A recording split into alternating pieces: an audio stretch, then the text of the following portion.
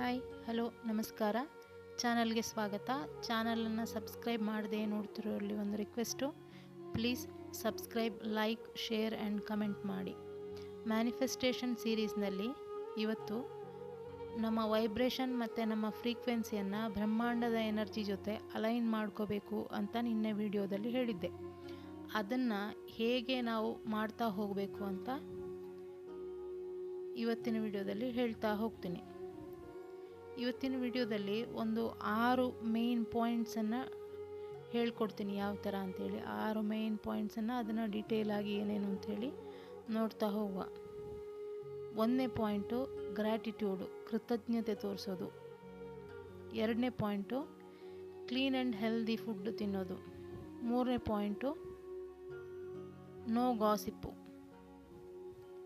Clean and healthy food ಜೊತೆಗೆ ಸ್ವಲ್ಪ exercise ಮಾಡಬೇಕು. 4ನೇ ಪಾಯಿಂಟು ಸ್ವಲ್ಪ ಮೆಡಿಟೇಷನ್ನು ಆರ್ ಜಪ.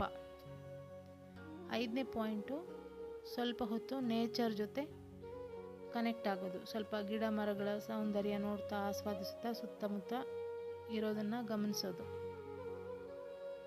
6ನೇ ಪಾಯಿಂಟು ನಮಗೆ ಏನು ಆಗಬಾರ್ದು ಅಂತ ಇದೆಯೋ ಅದನ್ನು ನಾವು ಇನ್ನೊಬ್ಬರಿಗೆ ಮಾಡೋಕ್ಕೆ ಹೋಗಬಾರ್ದು. ಇನ್ನೂ ಸುಮಾರು ಪಾಯಿಂಟ್ಸ್ಗಳಿದೆ ಡಿಸ್ಕಸ್ ಮಾಡೋಕ್ಕೆ. ಇವತ್ತಿನ ವಿಡಿಯೋದಲ್ಲಿ ಈ 6 ಪಾಯಿಂಟನ್ನು ಸ್ವಲ್ಪ ಡೀಟೇಲಾಗಿ ಹೇಳ್ತಾ ಹೋಗ್ತೀನಿ. ನಂಬರ್ 1ರಲ್ಲಿ ಅಂದರೆ ನಂಬರ್ 1 ಗ್ರ್ಯಾಟಿಟ್ಯೂಡ್, ಕೃತಜ್ಞತೆ ತೋರಿಸೋದು. ನಾವು ಪ್ರತಿನಿತ್ಯದ ಜೀವನದಲ್ಲಿ ಅಂದರೆ ದಿನನಿತ್ಯ ಸಣ್ಣ ಸಣ್ಣ ವಿಷಯಕ್ಕೆ ಅದನ್ನು ಅಬ್ಸರ್ವ್ ಮಾಡಿ ಅದಕ್ಕೊಂದು ಥ್ಯಾಂಕ್ಸ್ ಹೇಳ್ತಾ ಹೋಗಬೇಕು. ಒಂದು ಕುಡಿಯೋ ನೀರಿಗೆ, ಉಸಿರಾಡೋ ಗಾಳಿಗೆ, ಬೆಳಕಿಗೆ, ಮೇಲಾಗಿ ಬೆಳಿಗ್ಗೆದ್ದು ನೋಡುವ ಅಪ್ರತ್ಯಕ್ಷ ದೇವರು ಸೂರ್ಯ, ಆ ದೇವನಿಗೆ ಒಂದು ಜಲ ಕೊಡೋದ್ರ ಮೂಲಕ, ಒಂದು ನಮಸ್ಕಾರ ಮಾಡೋದ್ರ ಮೂಲಕ ಒಂದು ಕೃತಜ್ಞತೆ ಹೇಳೋದು. ಮತ್ತು ಸ್ನಾನ ಮಾಡಿ ಬರುವಾಗ ಒಂದು ಬಕೆಟಿಗೆ, ಆ ಶವರ್ ಟ್ಯಾಪಿಗೆ ಅಥವಾ ಮಗ್ಗಿಗೆ ಎಲ್ಲದಕ್ಕೂ ಒಂದು ಥ್ಯಾಂಕ್ಸ್ ಹೇಳೋದು. ಮಲಗಿ ಎದ್ದಾಗ ಆ ಕಾಟಿಗೆ, ಬೆಡ್ಡಿಗೆ, ಹಾಸಿಗೆ, ಆ ಫ್ಯಾನಿಗೆ ಎಲ್ಲದಕ್ಕೂ ಒಂದು ಥ್ಯಾಂಕ್ಸ್ ಹೇಳೋದನ್ನು ಮನಪೂರ್ವಕವಾಗಿ ಬರಬೇಕು. ಮತ್ತು ಸುಮ್ಮನೆ ಥ್ಯಾಂಕ್ಸ್ ಅಂತಲ್ಲ, ಒಂದು ಮನಸ್ಸಿಂದ ಬೈ ಹಾರ್ಟಿಂದ ಹೇಳೋದು ಅಂತ ಹೇಳ್ತಾರಲ್ಲ ಹಾಗೆ. ಫ್ಯಾನಿನ ಮಹತ್ವ ಏನು ಅಂತೇಳಿ ಫುಲ್ಲು ಸೆಕೆ ಇದ್ದಾಗ ಗೊತ್ತಾಗುತ್ತೆ, ಅಂದರೆ AC ಯ ಮಹತ್ವ ಏನು ಅಂತಾನು ಸೆಕೆ ಇದ್ದಾಗ ಗೊತ್ತಾಗುತ್ತೆ. ಒಂದು ಫುಲ್ ಚಳಿ ಇದ್ದಾಗ ಬ್ಲ್ಯಾಂಕೆಟಿನ ಮಹತ್ವ ಏನು ಅಂತ ಗೊತ್ತಾಗುತ್ತೆ. ಅದಕ್ಕೆ ಒಂದು ಫಸ್ಟ್ ಸ್ಟೆಪ್ ಏನು ಅಂತಂದರೆ ಎಲ್ಲದಕ್ಕೂ ಇದು ಕೃತಜ್ಞತೆ, ಥ್ಯಾಂಕ್ಸ್ ಹೇಳೋದನ್ನು ಕಲಿಬೇಕು. ಒಂದು ಕುಡಿಯೋ ನೀರಿಗೆ ನಾವು ಅದನ್ನು ಎನರ್ಜೈಸ್ ಮಾಡಿ ಕುಡಿಯೋದ್ರಿಂದ ಅದು ನಮ್ಮ ಒಳಗಡೆ ಹೋಗಿ ಎಲ್ಲ ಸೆಲ್ಸಿಗೂ ಹೋಗೋದ್ರಿಂದ ಅದರಿಂದ ಒಂದು ಒಳ್ಳೆ ಗುಡ್ ಥಾಟ್ ಜನ್ರೇಟ್ ಆಗೋಕ್ಕೆ ಹೆಲ್ಪ್ ಆಗುತ್ತೆ. ಇದು ಸೈಂಟಿಫಿಕಲಿ ಪ್ರೂವ್ ಕೂಡ ಆಗಿದೆ.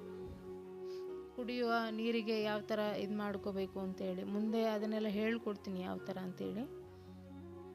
ಕುಡಿಯೋ ನೀರಿಗೂ ಒಂದು ಥ್ಯಾಂಕ್ಸ್ ಹೇಳ್ತಾ ಅದನ್ನು ಕುಡಿಯೋದ್ರಿಂದ ಒಳ್ಳೆ ಇದಾಗುತ್ತೆ, ಹೆಲ್ಪ್ ಆಗುತ್ತೆ. 2ನೇದು ಕ್ಲೀನ್ ಆ್ಯಂಡ್ ಹೆಲ್ದಿ ಫುಡ್ಡು, ಅಂದರೆ ಅದೇ ಸ್ವಲ್ಪ ಸಾತ್ವಿಕ ಫುಡ್ಡು ಅಂತ ಹೇಳ್ತಾರಲ್ಲ, ಈ ಫ್ರೂಟ್ಸು, ವೆಜಿಟೇಬಲ್ಸು ಅದನ್ನೆಲ್ಲ ಜಾಸ್ತಿ ತಿಂತಾ ಹೋಗಬೇಕು.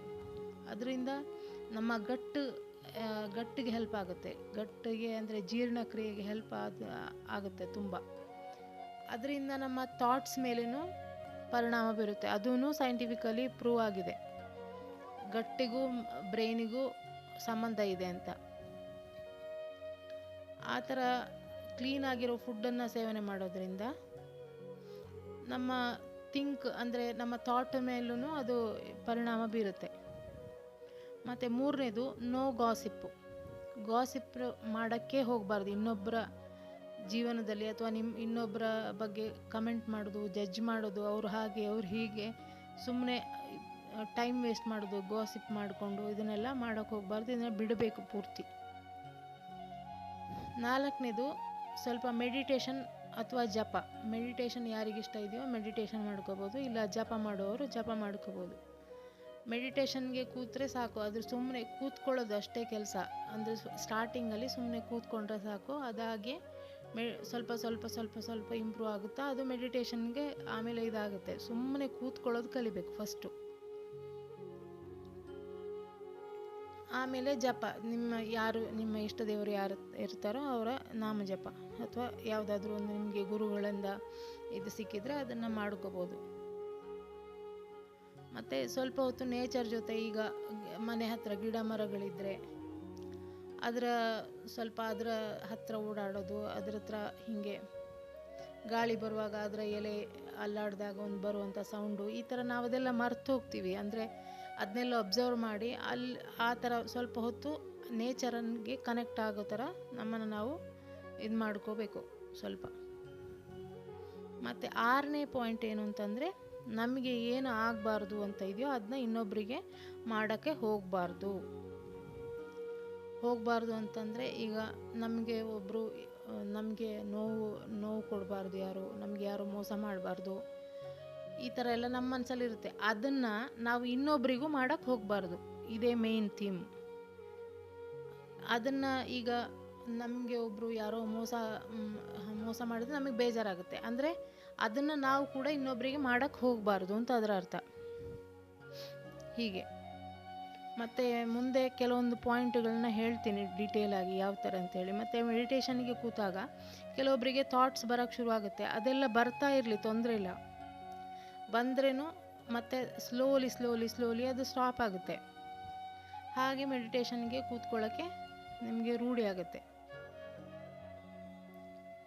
ಮತ್ತು ಈ ಲೇಡೀಸಿಗೆ ಸ್ವಲ್ಪ ಕೂತ್ ಕೂಡಲೇ ಸ್ವಲ್ಪ ಆ ಕೆಲಸ ಈ ಕೆಲಸ ಅಂತ ನೆನಪಿಗೆ ಬರೋಕ್ಕೂ ಶುರುವಾಗುತ್ತೆ. ಅದನ್ನೆಲ್ಲ ಹಾಗೆ ಸ್ವಲ್ಪ ಕಾಮಾಗಿ ಕೂತಾಗ ಸೈಲೆಂಟಾಗಿ ಅದು ಮೆಡಿಟೇಷನ್ಗೆ ನಿಮಗೆ ಕೂತ್ಕೊಳ್ಳೋಕ್ಕೆ ಹೆಲ್ಪ್ ಆಗುತ್ತೆ. ಹಾಗೆ ಈ ಲಾಸ್ಟಿನ ಪಾಯಿಂಟನ್ನು ತುಂಬ ಕೇರ್ಫುಲ್ಲಾಗಿ ನೀವು ಫಾಲೋ ಮಾಡಬೇಕಾಗುತ್ತೆ. ನಿಮಗೆ ಯಾವುದು ಇಷ್ಟ ಆಗೋಲ್ಲೋ ಅದನ್ನು ಇನ್ನೊಬ್ಬರಿಗೂ ನೀವು ಮಾಡೋಕ್ಕೆ ಹೋಗಬಾರ್ದು ಅಂತ. ಇನ್ನು ನೆಕ್ಸ್ಟು ಮುಂದಿನ ವಿಡಿಯೋದಲ್ಲಿ ಏನೇನು ಮಾಡಬೇಕು ಅಂತೇಳಿ ಇನ್ನೂ ಎಷ್ಟು ಪಾಯಿಂಟನ್ನು ನಾನು ಹೇಳ್ಕೊಡ್ತೀನಿ. ಮುಂದೆ ಕೆಲವೊಂದು ಪಾಯಿಂಟನ್ನು ಅದನ್ನು ಮಾಡ್ತಾ ಹೋದರೆ ಆಯಿತು. Thanks for watching.